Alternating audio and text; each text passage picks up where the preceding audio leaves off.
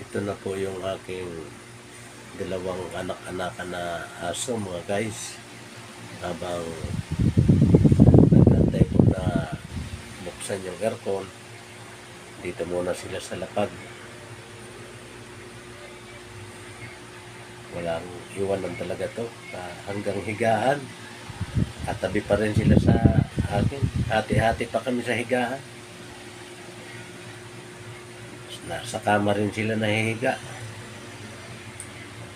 Mamayang alas 8 ko pabubuksan yung aircon.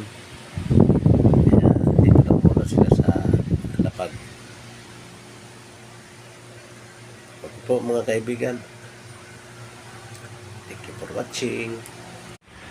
Good evening po sa ating lahat mga guys. Ito na po yung aking dalawang alalay na aso. Nandito na sa ibabaw ng kama. Maya-maya bubuksan ko itong aircon mga alas 8. Sa ngayon electric fan lang muna sila. Ito yung ginagamit nila. Mamaya alas 8 mag-i-airconin ko na sila. Wala talagang iwanan itong dalawang aso na to. Okay po mga guys. Thank you for watching.